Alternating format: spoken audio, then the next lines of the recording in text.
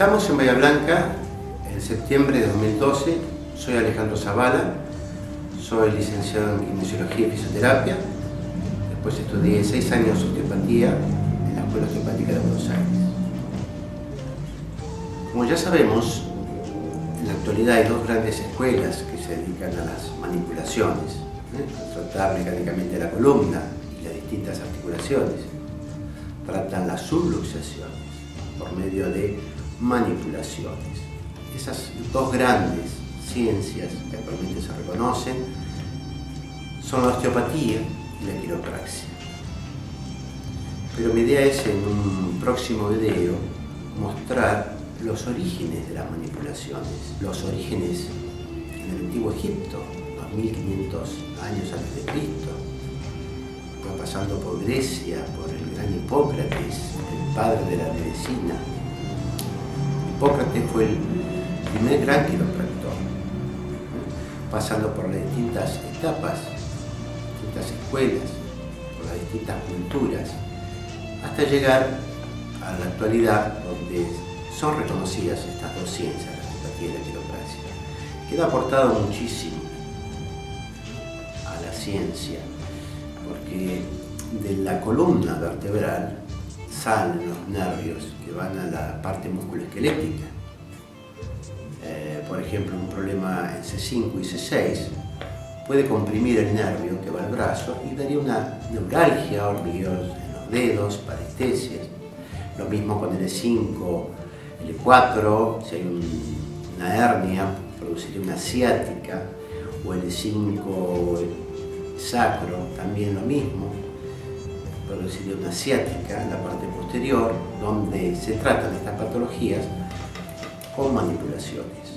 De la columna también salen los nervios autónomos que van a las vísceras, a órganos. Entonces cualquier problema en la columna va a afectar a la motilidad, a la inervación de esos órganos. Por ejemplo, del agujero rajado posterior, que está formado por el occipital y el temporal, se forma el agujero rajado posterior. De ahí sale el nervio vago o neumogástrico, que va a las vísceras, va a inervar las vísceras. Si está comprimido, va a afectar a esas vísceras y también va a dar el reflejo vagotónico, que es un reflejo que da náuseas. Por medio de la columna tratamos no solamente la parte musculoesquelética, sino también a los órganos. Más en osteopatía se ha estudiado la parte blanda, las fascias, los músculos, que van a alterar a veces el mecanismo de la columna, como riendas que tiran más de un lado que el otro. A la vez las vísceras, también en osteopatía, es tomada como una articulación más donde se tratan. También se ha aportado mucho en la mecánica de todo el cuerpo. Por ejemplo, ya he sabido que un ilíaco anterior va a dar una pierna más larga. Entonces hay maniobras para llevar a posteriores ilíaco. Lo mismo que un sacro más bajo de un lado, rotado, va a alterar el funcionamiento de la columna. Pero mi objetivo, por la que estoy hablando acá, es dar a conocer una ciencia manipulativa, un arte de manipular los huesos, las articulaciones, las vértebras, que se llama la quiropraxia inca. La sorpresa mía fue cuando vi con mis propios ojos gente con lumbalgia y ciatalgia que venía con bastón o con andador, en un grito, y que por medio de esta técnica en una sesión salían derechos, sin bastón, sin andador y con una mejoría casi absoluta, solamente en una sesión. Ahí fue donde empecé a cuestionarme mis conocimientos, o que me faltaban, o que tenía que incorporar otros conocimientos, ya que para mí era muy difícil atender estas patologías. Si una persona viene con una ciática doblada muy aguda, no se puede acostarse boca abajo. No hablemos de un lumbar roll, ¿no? Ya que es imposible no solo acostarlo boca abajo, sino ponerlo lateral y tratar de hacer la maniobra. Esos pacientes por lo general se les dice vaya a su casa, repose 3 días, póngase corticoides y después vuelva. En la época inca existían los Hampi-Camayo, que eran los médicos, y los Sircaca, que eran los quiropractores.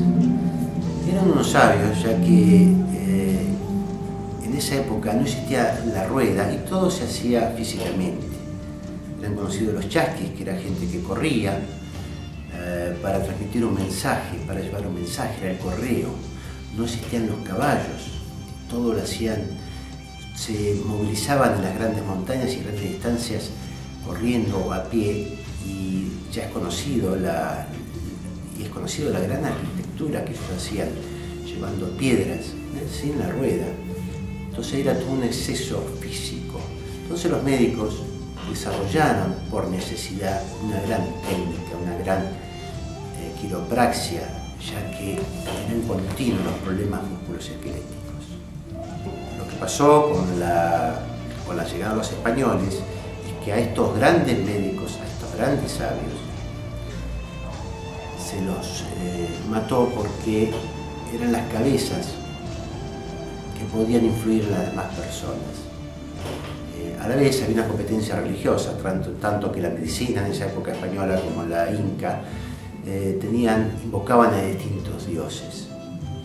Entonces se impuso la religión católica y a la vez la medicina. Se puede decir, más en esa época, que estaba muchísimo más desarrollada la parte de manipulaciones que la civilización española. Los tratamientos médicos de esa época inca eran muy superiores a los tratamientos españoles de esa época, así como la agricultura era superior.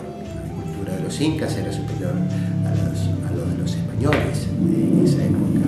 Los sistemas de riego, los diferentes tipos de vegetales.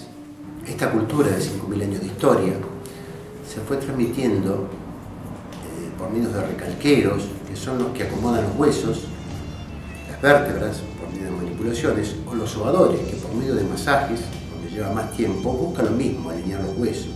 Esta ciencia fue fundada por Iván Reina Mercado, fundó la quiropraxia inca, que es un médico naturista que actualmente vive en Perú, donde él desde chiquito aprendió estas técnicas por medio de su abuelo, que era huesero. Iván Reina Mercado investigó estas técnicas, las perfeccionó y desarrolló una ciencia donde busca la alineación correcta de la columna vertebral, desde el coxis hasta el atlas, tratando también la simetría de ilíacos, rótulas, pies, hombros, etc.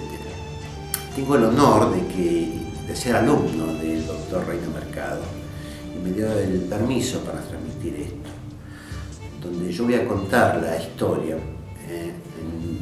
de la quiropraxia inca y de la cultura inca de 5.000 años de antigüedad en un próximo video. Cómo son sus técnicas, en qué se basan, en los mecanismos de acción.